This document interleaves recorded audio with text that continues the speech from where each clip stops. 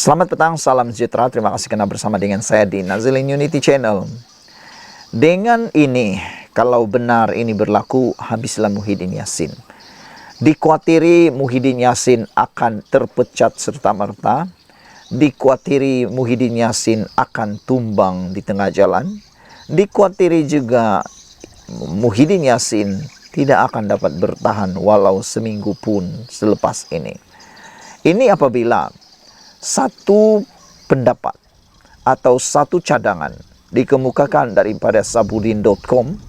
Apa kata Perhimpunan Agung HAS Bersatu yang dirancang pada 2 Mac ini? Buatlah pindaan sekali syarat kelayakan cabar presiden. Anda tahu semua, Hamzah Zainuddin dan Azmin Ali sebenarnya kalau ikut daripada pindaan atau ikut kepada pelembagaan Parti Bersatu, kedua-dua mereka sebenarnya belum layak untuk menjadi presiden karena syaratnya ialah untuk mencabar presiden perlu 2 penggal berada dalam MPT.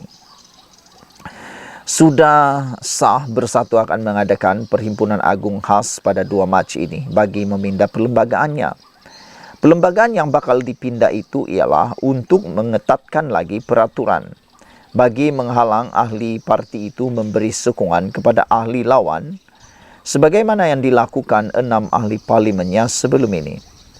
Dalam Akta Anti Lompat Parti, kedudukan seseorang sebagai ahli parlimen hanya akan tergugur jika beralih, menyertai parti lain dan seterusnya perlu diadakan suatu pilihan raya kecil semula.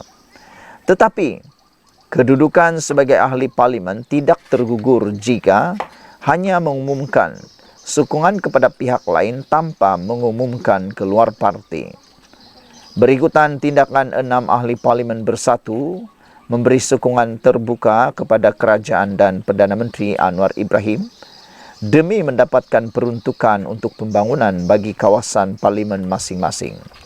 Bersatu mendapati wujud keperluan memindah perlembagaannya dan untuk mengelakkan lebih ramai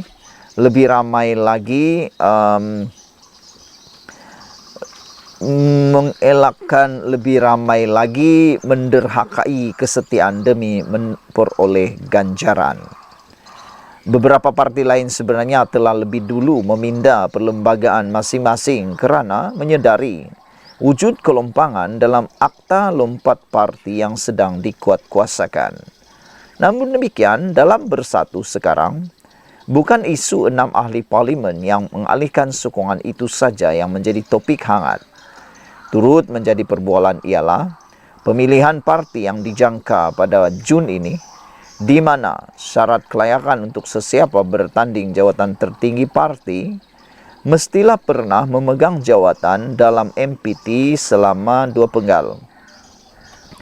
Bersatu diluluskan pendaftarannya pada tahun 2017 dan pemilihan pertama pada tahun 2020 yang lalu. Pemilihan pada Jun 2024 ini adalah pemilihan kali kedua bagi Bersatu.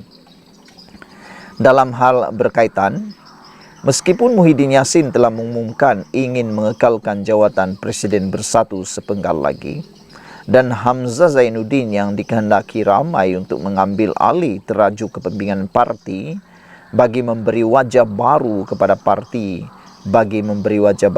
parti untuk turut menyatakan sokongan kepada bekas Perdana Menteri itu. Tetapi di sebalik wujud desakan berterusan agar ketua pembangkang itu bertanding juga melawan Muhyiddin, hambatan di depannya ialah syarat kelayakan bertanding yang tidak memihak kepadanya. Hamzah menyertai Bersatu pada tahun 2019 dan dilantik sebagai Setiausaha Agung pada Mac tahun 2020. Ini bermakna beliau belum cukup syarat 2 penggal berada dalam MPT atau Majlis Pimpinan Tertinggi Bersatu dan secara automatik tiada kelayakan untuk bertanding melawan Muhyiddin. Pun begitu, sebagai tanda sokongan yang diperolehnya untuk menerajui Bersatu, pejabat beliau yang disebut sebagai White House, selain sentiasa dikunjungi ramai ahli dan kepimpinan parti setiap hari, Di situ turut menjadi medan perbualan untuk menyokong dan memastikannya menjadi presiden bersatu menggantikan Muhyiddin. Mereka secara umumnya menyatakan bersatu tidak mungkin memperoleh keputusan lebih baik dalam PRU 16 akan datang jika parti terus diterajui Muhyiddin lantaran imejnya sebagai Perdana Menteri yang gagal sebelum ini masih kuat melekat di hati majoriti rakyat. Hanya dengan berubah pucuk pimpinan dan Hamzah dirasakan paling sesuai, barulah diyakini ada sinar baru boleh muncul di hujung terowong.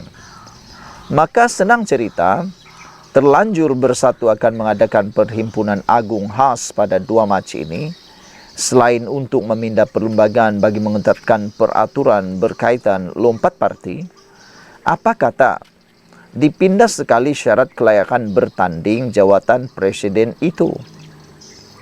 Syarat itu bukan saja dilihat tidak demokratik dalam konteks bersatu sebagai parti yang baru kali kedua mengadakan pemilihan, tetapi juga merupakan halangan yang nyata untuk move on bersama harapan yang mungkin lebih baik mampu diperoleh pada PRU 16 akan datang. Selain itu, dengan menghapuskan syarat kelayakan 2 penggal berada dalam MPT itu juga, dengan sendirinya meletakkan Muhyiddin sebagai pemimpin sejati. Tidak macam jawatan Presiden UMNO yang menang hanya kerana dilindungi oleh sesuatu peraturan atau ketetapan. Jadilah pemimpin yang berani dilawan dan sedia dicabar pada bila-bila masa. Bahkan secara moralnya, menang bertanding melalui perlawanan jauh lebih bernilai berbanding menang secara tidak bertanding, kerana orang lain dikenakan sekatan. Lagi pula, takkanlah Muhyiddin nak menang sebagai presiden melalui cara betina begitu. Soal sama ada Hamzah benar-benar akan bertanding atau tidak, itu haruslah dijadikan persoalan yang kedua. Yang penting sekarang ini ialah ruang untuk bertanding itu biarlah sentiasa terbuka. Ditulis oleh Sabuddin Hussein.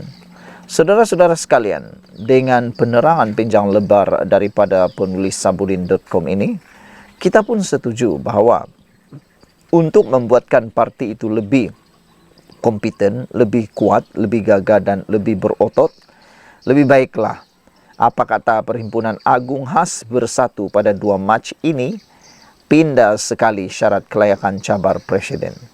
Jadi kalau itu dibuat, benarkah Muhyiddin tinggal akan jadi sia-sia saja, akan kalah di tengah jalan. Sekian dulu untuk kali ini. Jangan lupa tinggalkan komen Anda, tekan butang subscribe. Kita jumpa lagi. Bye-bye.